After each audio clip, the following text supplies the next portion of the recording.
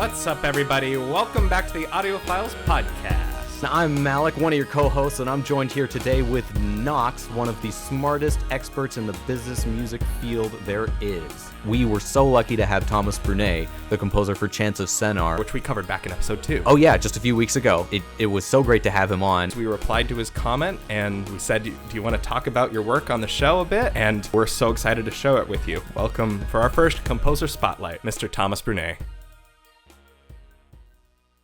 So with him programming, I'm curious, what was your role in the implementation of this? I had none because they also have a sound designer who was the only one touching the Wise project. And I was like, nice. I just have to write my music. So what were your deliverables, if you don't mind me asking? Stems, sections. Sometimes it's not the most interactive score, so the exports were a lot of basically just loops, and a few action scenes needed a lot more granular thinking, and but we're talking like maybe 3 or 4 cues out of how many? 30? Wow. So how much of the game was completed when you got started? Did you get to look at gameplay? Did you get to look at art? What kind of things did you get to behold? Well, they just signed a contract with Focus Entertainment, the publisher. They had completed half the And game. what year is this? 22. 22, okay. Yeah. And around March or April 22, they contacted me and they already had half the game done, which is why I guess they had the contract with Focus, because you could see these two guys just did half a game and it was already looking very, very well, pretty original, pretty well thought of, and straightforward. They didn't go into 1,000 different mechanics, 1,000 different directions, even if the idea sounds insanely good at some point. And we did this with the music as well, so I'm 100% sure they did this with the whole game, and they looked at their ideas and they said, is this original enough? Is this fun? Is this necessary? I guess if at least 2 out of 3 of these questions were answered by a yes, they would keep it. I am pretty sure it was something like that. What we did with the music was ask at the beginning, like, what degree of dynamism do you need in the music? And the first thing we thought was we couldn't afford a very dynamic score, firstly, and secondly, it would be very distracting. I want to make sure that I'm understanding right. That term dynamism, what does that mean in this context of game music? It means an interactive score. Like basically you do something, the music reacts. And you would do that in great length in, action adventure games or RPGs or, like... We're talking about when the boss gets down to low health and it adds a new strings line. Yes. A new string, right. That kind of stuff, yeah. With Sennaar, you have almost no action. You almost never need the music to change rapidly. And if you did that, it would be distracting or annoying or both. We just decided, let's go for a more linear approach, which means most of the tracks have a beginning, a middle, and an end, and they will almost never differ from one playthrough to the next. Now I gotta ask, what, like, as a composer, did you prefer that? Or would it make any difference to you if they asked you to chop it up and then you heard it in a million pieces when... It wouldn't make any difference. It amounts to what is best for the game in the end. And obviously you wouldn't write exactly the same thing if you knew it would be interactive score. But I don't think there are limits to what we can do now with software like Wise and Fmod.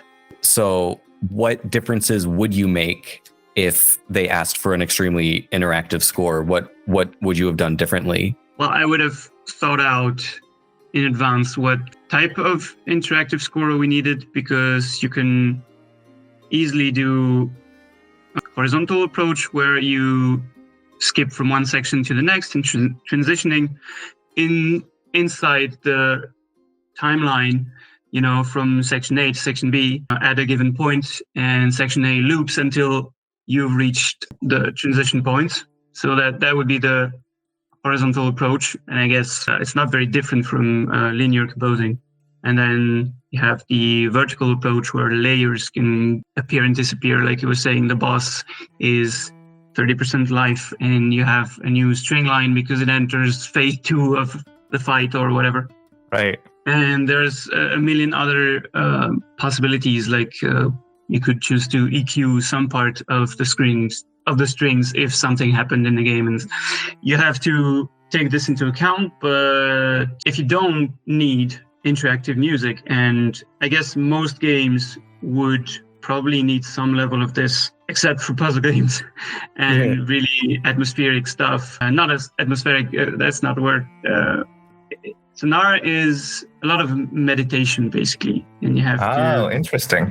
concentrate as a player on what you're doing. You have to think, though. Basically, what you do in this game, you don't have an axe, you don't have a sword, you don't have fireballs, you have your brain, and you have to think to get out of this tower and get up. Like, for instance, when you enter a new zone or go back to the previous zone and the music were to change, every time you do that, firstly, you would have to wait, 1 bar, 2 bars, 2.5 bars for the music to change. And if you do that quickly enough, then it's just a jumble in your ears, and you're just gonna open the menu and put the music volume to 0. And that's what we wanted to avoid like the plague. We're also obviously gamers, and we've all felt this, where I love this music, it's amazing, but this is now the 80th time I've listened to it, and I can't bear it anymore, and I'm just gonna cut it. And you feel bad because as a musician, you're like, oh, but there's so much work, and I usually don't. Right. I find that especially like music in a boss battle, when I'm really frustrated, like I'm already experiencing the emotion of frustration from this boss battle, and then I hear this annoying like intro into the level again. Oh my God, I have to hear this again. Like that's some of the worst. Unless you're writing the music for Baldur's Gate 3 and you're writing the best boss battle music ever, then maybe refrain from looping it too much. Or we actually had a system in Sennaar to prevent the loops from coming back too often, and there are large silence segments. Like basically every that was loop. Something I noticed that I would maybe hear the music when the first time I entered a zone, but then didn't hear it when I came back to it. So that was all intentional. Yeah, exactly. We had this system where we would think about how long does the player need to stay in one zone, and it's dependent on the number of puzzles and the complexity of puzzles, and also how many times they need to backtrack to complete the game. And we would decide then what the music would do if you would leave the area and come back. And sometimes the music just keeps playing at volume 0. So when you come back, it fades in, and it's not the beginning, it's the middle, because the track kept progressing. Or sometimes. Wait, so you're saying it's still playing? It's still playing, but it's playing at volume 0. Well, actually, it just kept into memory. The playhead basically on this file would be the same spot when you would come back. Wow. And sometimes it just went back to the beginning of the track. We also had a limit on the number of loops you could trigger, because like in the 3rd level, that's where you've already translated 2 languages. So all the mechanics are known to you, and we can just leave you out in the open. And the 3rd level is a really big one, and almost... That's the bards, right? Yeah. The bards level is a very open one, in contrast to the first 2 levels, which were there were a lot of compartments and a lot of invisible gates that were actually puzzles you need to solve to progress. And level 3, you can explore almost all of it without necessarily solving puzzles or understanding glyphs, which means... I remember finding it a little bit overwhelming when I arrived at that level, and I suddenly I didn't feel as directed. And that's on purpose. Exactly. Well, the feeling they wanted you to feel was, arriving in a country where you don't understand the language, you don't understand written language, and you have to deduce, okay, this means I need to go left, and I need to ask this guy where I am right now because I need to go there. And this feeling of being lost, it's on purpose. Well, like several minutes ago, you mentioned, and now we're back to the bard level, so I need to know. You said for budget reasons, technology and money wise, there were some instruments for animation on screen that were off limits, and I gotta know what instruments are harder to animate than others. I have absolutely no idea because I just asked the devs, what do you have? And they already had up to the 3rd level. And after that, you don't see any characters playing instruments, or they're just assets from the first levels reused. So they had a lute, flutes, and basically when you encounter the lute player in the first level, that's just one instrument. And they already had this character in this animation, so they just directly asked, okay, write something for lute. And I didn't really have to ponder anything. But then with the theater play, we didn't have all the characters on stage, I think.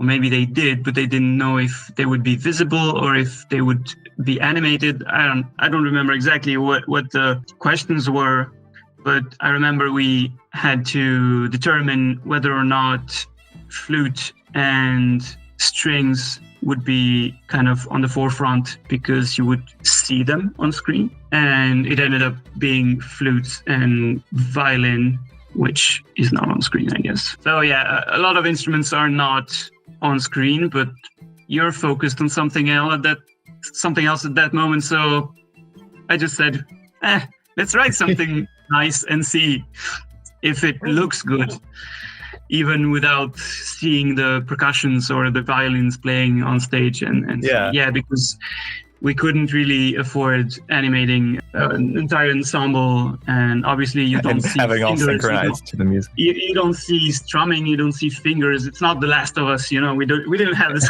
budget, we didn't capture anything. So thank you again, Mr. Brunet, for hanging out with us. That was so much fun. The Audiophiles is a movement of people dedicated to elevating the stature of video game music, And we're really, really excited to have your support. And until next time, play with sound.